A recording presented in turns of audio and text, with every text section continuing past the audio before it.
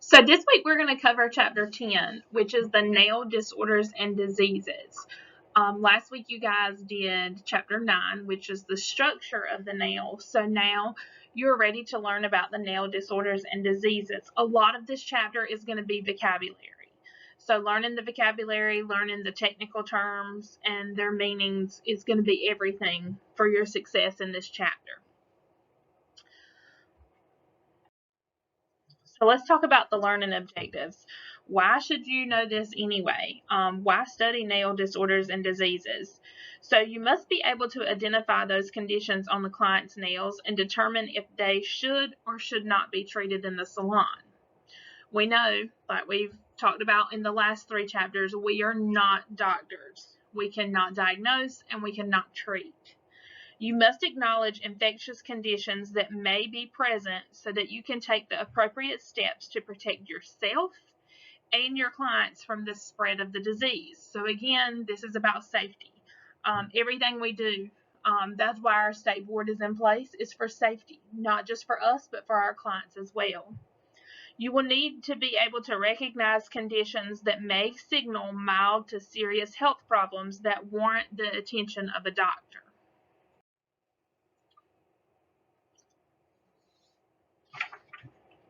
Okay, so introduction to this chapter, let's talk about that.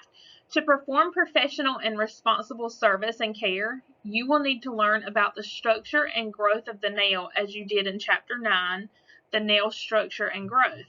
We've already done that. Now you must learn about the disorders and diseases of nails so that you will know when it is safe to work on a client. Nails are an interesting and surprising part of the human body. Fact. The nail is a small mirror into an individual's general health. Certain health conditions may be first revealed by a change in nails, a visible disorder, or poor nail growth. Some conditions are easily treated in the salon, such as hangnails, bruised nail beds that need camouflaging, but some are infectious and cannot be treated by professionals.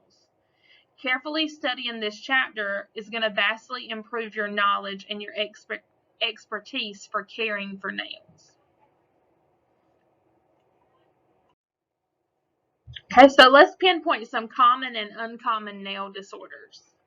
What is a nail disorder? So that's the first thing. A nail disorder is a condition caused by injury, heredity, or previous disease of the nail unit. So again, injury, heredity, or a previous disease of the nail unit. A cosmetologist should be able to recognize common or normal disorders as well as abnormal nail conditions. They should understand what to do, and they should be able to help a client with a nail disorder in one of 2 ways. We can either tell clients that they may have a disorder and refer them to a physician, or you can cosmetically improve certain nail plate conditions if the problem is cosmetic and not medical. And so that's the difference. That's why this chapter is so important. What can we work on and what can't we work on? Okay, so I'm going to go over some common nail disorders. And there are a lot of these, and I'm going to start out by saying that this chapter has some very hard vocabulary to pronounce. But you can get through it. But I think, and to be honest with you, the best way to learn this vocabulary, I myself would make flashcards. I think that's absolutely the best way to study this. So the first one we're going to talk about is Bowes lines. So the definition of a bow line is sometimes it's called furrows or corrugations. They are visible depressions running across the width of the natural nail plate. And that's exactly what's being shown in this photo in the PowerPoint. Okay. This can result from a major illness or injury that has traumatized the body, such as pneumonia, adverse drug reactions, surgery, heart failure, massive injury, or a long-lasting high fever. Okay, again, our nails tell us things that our body is trying to tell us. Typically, we notice it first within our nails. Also, They occur because the matrix slows down in producing nail cells for several weeks or a month, causing the nail plate to grow thinner for that period of time. The nail plate thickness usually returns to normal after the illness or condition is resolved. So again, Bowes lines is going to be those furrows that you see or corrugations that you see in those nails. Okay. So this can be, it will return back to normal once the illness has left the body. So let's talk about blue fingernails. Blue fingernails are named for the nail bed color looking blue. It is usually caused by lack of circulation or circulating oxygen in the red blood cells. This also may be represented by a high level of abnormal form of hemoglobin in the circulation. So your circulation is not good all in all. If normal color returns upon warming, getting your hands warm or massaging them, this cause is due to the fingers and nails not getting enough blood supply. So obviously they're cold. If the fingernails remain blue, then there may be an underlying disease or structural abnormality interfering with the body's ability to deliver oxygenated red blood. So your hands are blue. If you cannot warm them up and get these nails and your fingers not that blue color, then there's probably something, going on with getting the oxygen to those nails. Obviously, you want to refer them to a doctor. Okay, let's talk about bruised nail beds. Bruised nail beds are a condition in which a blood clot forms under the nail plate, causing a dark purplish spot. And you guys have probably seen this before. It is very, very common. These discolorations are usually due to small injuries in the nail bed. The dried blood absorbs into the nail bed epithelium tissue on the underside of the nail plate and grows out with it. You can treat this injured nail gently and advise your clients to be more careful with their nails if they want to avoid this problem in the future. This condition can usually be covered with nail polish or camouflaged with an opaque nail enhancement. So basically, ultimately, it's a bruise to your nail bed. It's going to grow out as your nail grows out. All right, let's move along. Okay, next up we have discolored nails. Okay, these are nails that turn a variety of colors, which may indicate surface staining, a systemic disorder, or poor blood circulation. Okay, they are caused by surface stains from nail polish, food, dyes, smoking.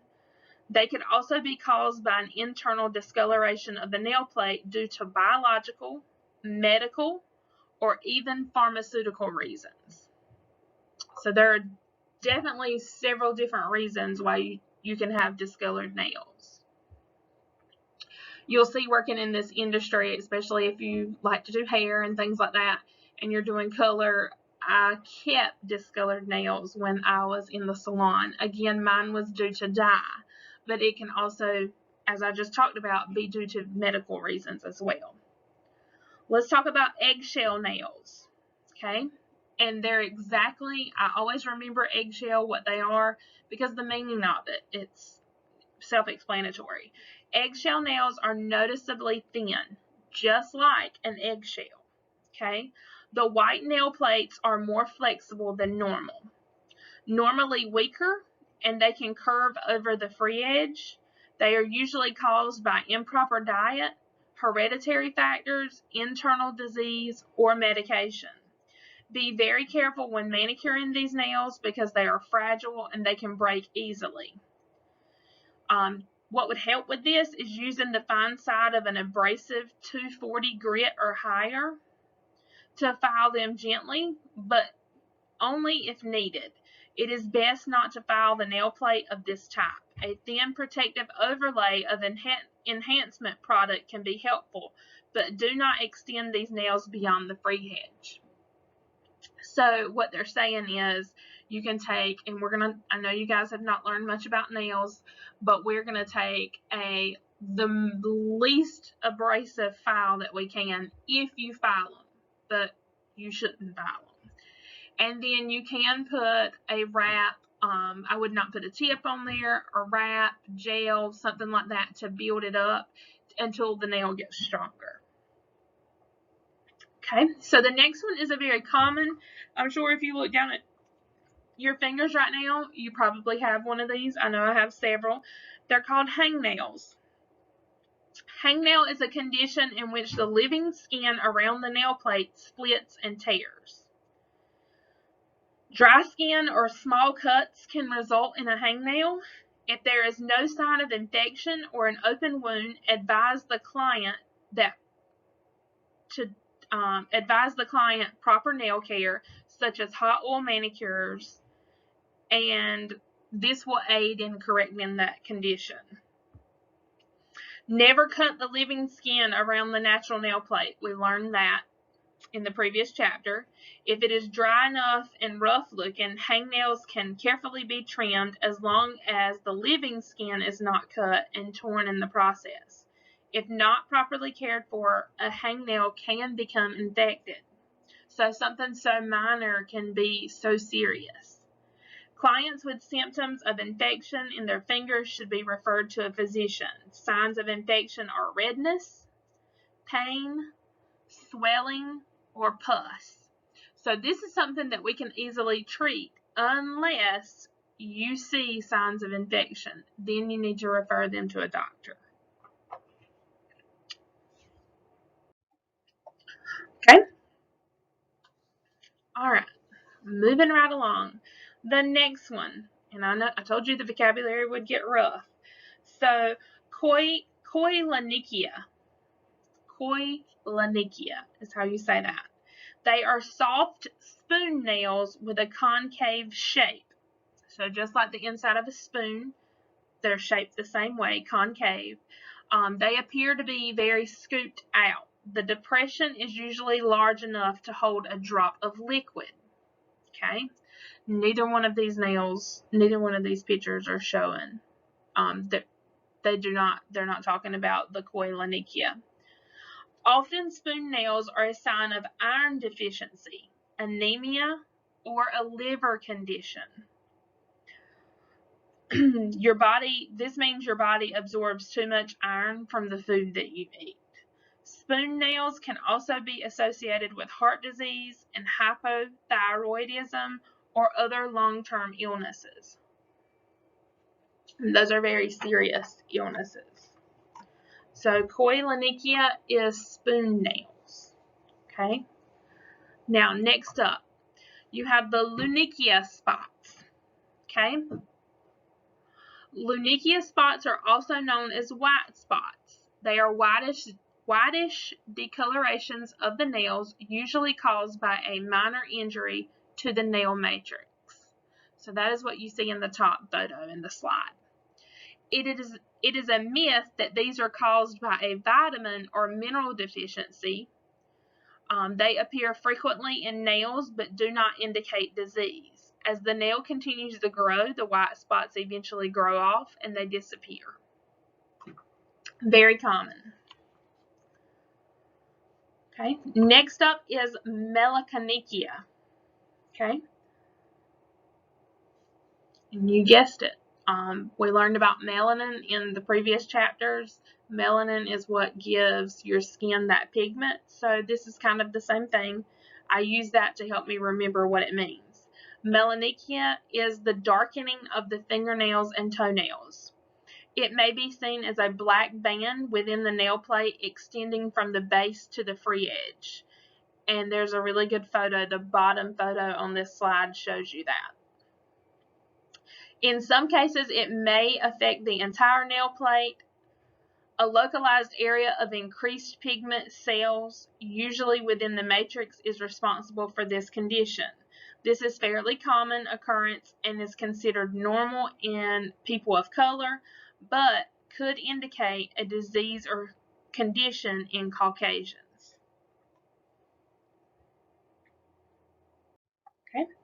Moving along, we have onychophagy. Okay, onychophagy is also known as bitten nails. So, my nail biters, this is very common. It obviously is the result of a habit of chewing the nail or the hardened, damaged skin around the nail plate. Okay, you can see this in the very first photo. Advise clients that frequent manicures and care for the hardened eponychium can often help them overcome this habit, at the same time improving the health and the appearance of the hands. So, very much so, have them come in and get a manicure every 2 weeks. People who take care of their nails are less likely to bite them.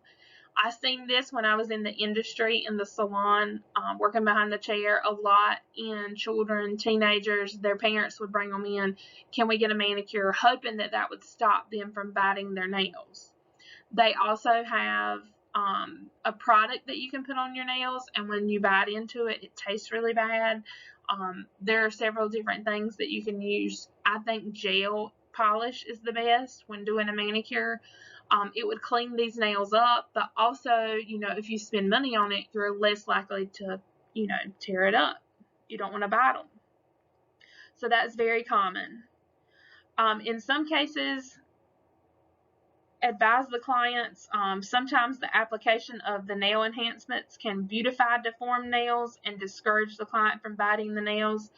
That's why I just said gel polish, acrylics, gels, that may help. I would just try manicures to start with and then go from there due to the amount of money. Bitten, damaged skin should not be treated by a cosmetologist. If the skin is broken or infected, no services can be provided until the area is healed. So anytime that skin is broken, we're, thinking about infection always. Okay, the next one we're going to talk about is onychorexis.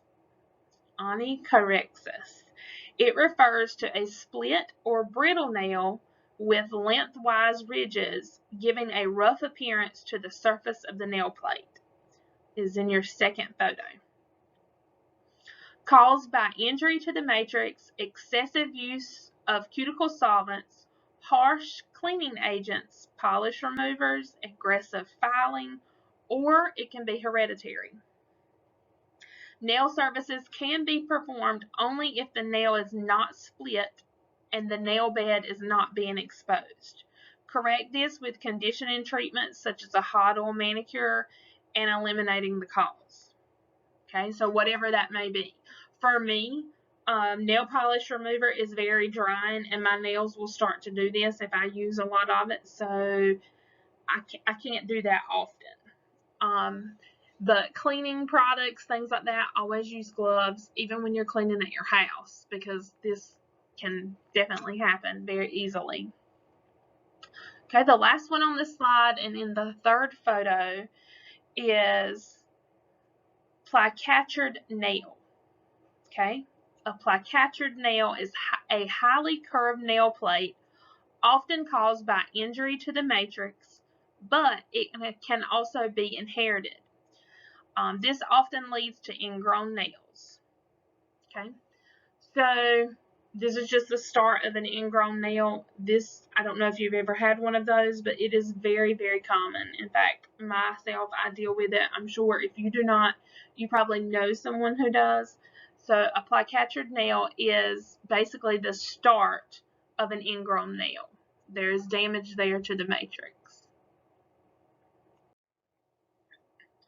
Okay, so let's talk about ridges. Ridges are vertical lines running up and down the length of the natural nail plate that are caused by uneven growth of the nails, usually result in normal aging. Okay, so this comes from getting older. I know you've probably seen this on your grandmother, grandfather, older people that you come in contact with. This is just a part of aging.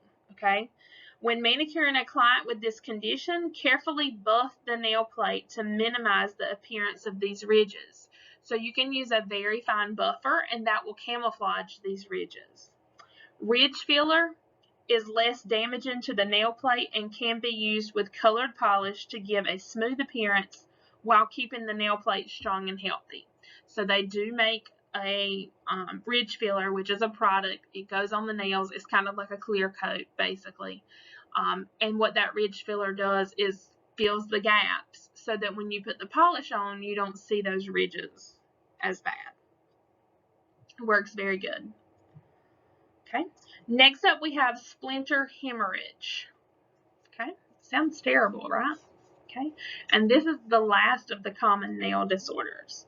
So a splinter hemorrhage is caused by physical trauma or injury to the nail bed that damages and allows small amounts of blood flow to that nail bed. The blood oxidizes and turns brown or black, giving the appearance of a small splinter underneath the nail plate. This will always be positioned lengthwise in the direction of growth, pointing toward the front and back of the nail plate, because this is how the bed epithelium nail grows. Are normal and usually associated with some type of hard impact or other physical trauma to the fingernail or toenail. So although it sounds really bad, it is very normal. All right, so let's talk about the uncommon or abnormal nail disorders. These are probably not going to be as familiar to you. So the first one we have is onychosis. Okay, this refers to the nails thickening. Okay, maybe toenails and the fingernails. It may present itself in a number of different ways. The treatment is to trim or bring the nails down to size, but if the nails are ingrown, it is advisable to ask a doctor for assistance. Okay, sometimes your nails get so thick, and when they get ingrown, a doctor will have to cut them out, and there's nothing we can do to treat that. Okay, onychosis is the thickening of nails.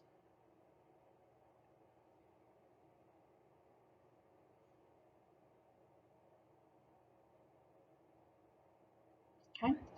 All right, so next up, one of your big words.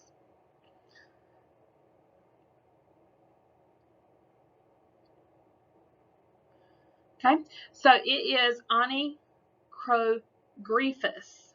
Onychogryphus. I have to say it very slow, I'm sorry. Onychogryphus, okay? Also known as the ram's horn or claw nails. It is an enlargement of the fingernail or toenail accompanied by increased thickening and curvature. This condition is usually found on the toes.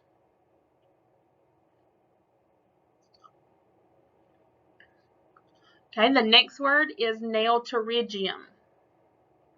Nail pterygium is an abnormal condition that occurs when the skin is stretched by the nail plate. It is caused by serious injury such as burns or adverse skin reaction. The cuticle and pterygium are not interchangeable terms. The nail pterygium is an abnormal damage to the eponychium or the hyponychium. Do not push extension of the skin back with an instrument, as it may cause injury and worsen the condition. So we don't want to push back with an orange wood stick, or rather you have your metal cuticle pusher. Do not push it back. Gently massage the cuticle creams and conditioners into the affected area. Again, hot oil manicures may be helpful with this. Okay, then we have the pincer nail. This is also known as the trumpet nail. Nail plates with a deep or sharp curvature at the free edge have this shape because of the matrix. The greater the curvature of the matrix, the greater the curvature of the free edge. So this is what you're seeing in the photo. Increased curvature can range from a mild to severe pinching of the soft tissue at the free edge. In some cases, the free edge pinches the sidewalls into a very deep curve. Okay, so let's talk about recognizing nail diseases. Okay, so you have a client come in. How do I know what is what? So we're going to talk about a few other ones. Okay, We've talked about the disorders, the common, and we've talked about the uncommon disorders. Now we're going to switch over to diseases. Okay? Now, diseases, can we treat them? No. Okay? Okay, the first one we have, onychosis. This is a deformity or disease of the nail. Okay? Infectious nail diseases. Any nail disease that shows sign or infection or inflammation should not be diagnosed or treated in the salon. Medical examination is required for all nail diseases and treatments that will be determined by a physician. Okay, so next up, and I believe I did not have it in my last slide. So another one that we have is nail psoriasis. Just like you have psoriasis on your skin, you can have them on your nails. They are tiny pits or severe roughness on the surface of the nail plate. Onychia. It is the inflammation of the nail matrix followed by the shedding of the nail. So as it grows out, it's going to shed off. Okay. Then you have onycryptosis. Okay. This is also known as an ingrown nail. Nails grow into the sides of the tissue around the nail.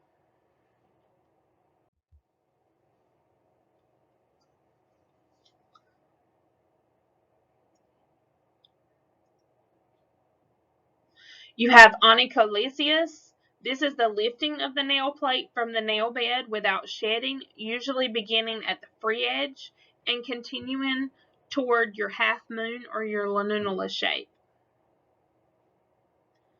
Onychomedesius. This is the separation and falling off of the nail plate from the nail bed. This can affect fingernails and toenails. Onychomedesius.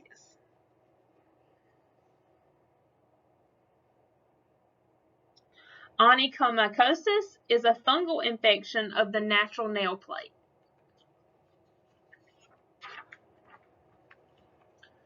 Paronychia is a bacterial inflammation of the tissue surrounding the nail. Redness, pus, swelling are usually seen in the skin fold adjacent to the nail plate.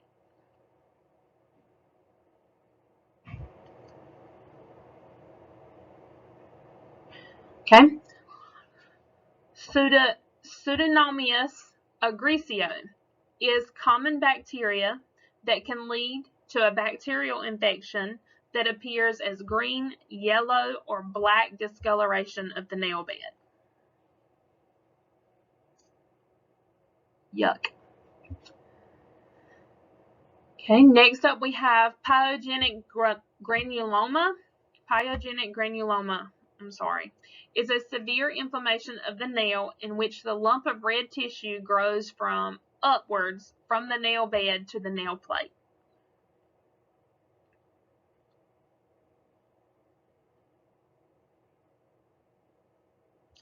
Tinea pedis. Tinea pedis is also known as athlete's foot. Okay, athlete's foot is red, itchy, it's a rash on the skin on the bottom of the feet, and or it can also be between the toes, usually between the 4th and 5th toe.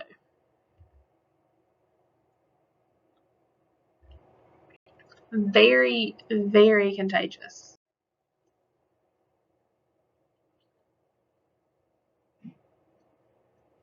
Okay, so again, I'm going to go over some of these. I covered a lot of these, but I want to talk about the difference of them being non-infectious nail diseases or infectious nail diseases.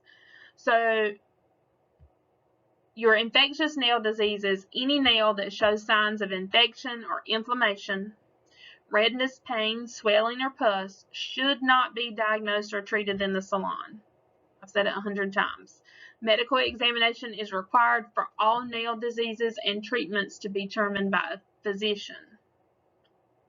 Okay, so on here, nail psoriasis. Just to review again.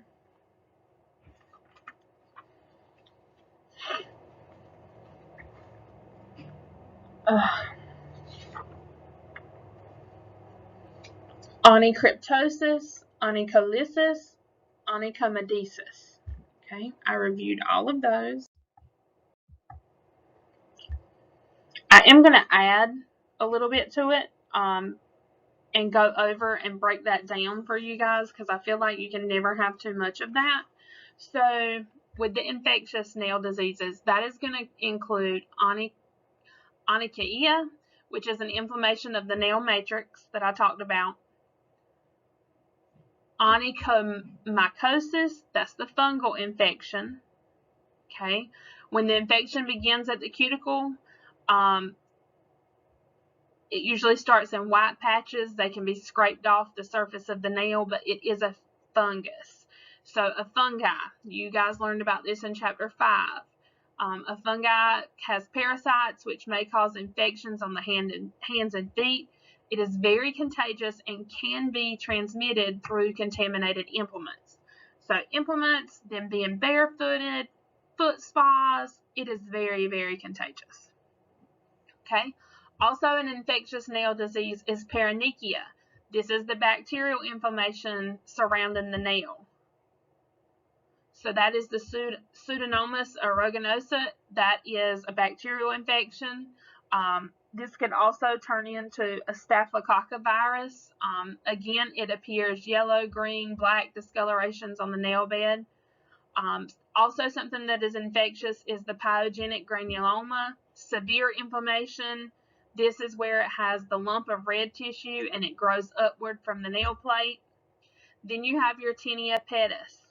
Okay, this is a fungal infection also on the foot. This is the athlete's foot. Okay, so those non-infectious diseases, that is nail psoriasis. That's the condition that affects the surface of the natural nail plate. It has those tiny pits and severe roughness on the nail plate. You have your onycryptosis, is not infectious. This is also your ingrown nails. Onycholysis, this is the lifting of the nail plate without shedding. It usually begins at the free edge. This is caused usually by physical injury, trauma, allergic reaction of the nail bed, and is less often related to a health disorder. And then the last one that is not infectious that we talked about is onychomedisis. This is the separation of the falling off of the nail plate in the nail bed. This can be affected on the fingernails or the toenails. Usually it is a localized infection. In most cases, the cause can be traced to a localized infection. That is injuries of the matrix, a severe systemic illness, drastic medical procedures such as chemotherapy. You see it a lot in cancer patients. Anything that is heart, anything that is huge, you can see it in. Okay, so let's move right along to performing a hand, nail, and skin analysis. So you guys have been taught to do this with hair. We teach you how to do it with skin, and so it's no different with the nails, okay? And again, when you're looking at the nails, you're not just looking at the nails. You're looking at their hand, you're looking at their skin. You're also reading that client consultation card that they have filled out, okay? The analysis will allow a cosmetologist to identify disease, disorders, and conditions, including signs of infection, which may be identified through pain, redness, swelling, throbbing, and pus. A proper analysis will help determine not only the needed service, but also if a service should not be performed. Okay? First thing you need to do, cleanse. Okay? Always begin a hand, nail, and skin analysis by cleansing the hands of both the cosmetologist and the client. And you guys, we do this before we come in between each client, we wash those hands. The client should be doing the same. As soon as they come in, send them over to the sink, have them, wash their hands correctly, and then come to your station.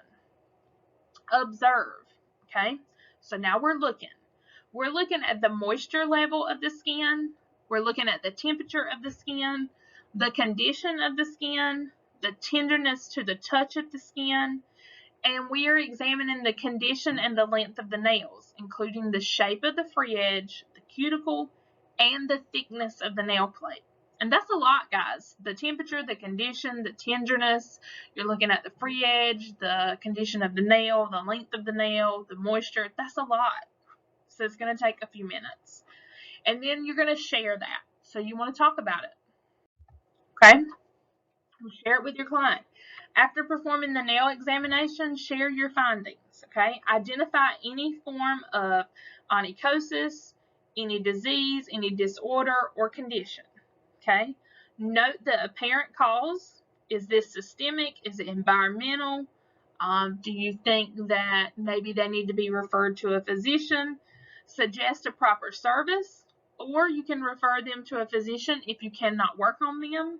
And this too, guys, people get very touchy. If you say, I've had them come in here to the school and I can say, we can't service you because of this, is how you deliver it. Because nobody wants to hear like, oh, you have a fungus on your foot. That makes them sound dirty. That is not the case. It could happen to anybody. So delivery in talking to these clients is a lot of getting to them and getting through to them. You're also going to discuss home maintenance and a future service plan as well. Okay, so let's review what this chapter was about. Well-manicured nails have always been recognized as an indication of good grooming. Nails originate in the epidermal layer of the skin. Like hair, their condition is dependent on the individual's overall health. I feel like I've said this over and over, and it's so hard for not only myself, but everybody.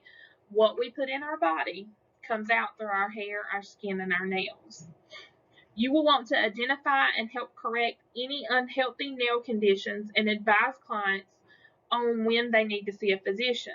Your creativity in providing quality nail services must be grounded in a thorough knowledge and awareness of the structure and physiology of the nails. So that started in your last chapter, chapter 9, what we went over, the structure, how they grow. You need to be very well versed in that before you can move on to the disorders and the diseases. Because why is this happening? And also that's going to help you know where to look. Working on unhealthy nails can be dangerous to both you and your client. And please remember that. Okay? So there's a couple of review questions here. I am not going to go over them because I am going to ask them to you after this PowerPoint. So after you do my lecture, I want you to answer the questions in your box below. I have several of them for you during this chapter. If you need help with pronunciations, let me know. If you have questions, let me know. Please read this chapter. This lecture is only an additive to what I'm teaching you. The activities that we back it up is only an additive. You guys still have to read that chapter at home. Okay? So, if you have any questions about the study of nails, disorders, and diseases, please let me know in your lab class or you can email me. Thank you.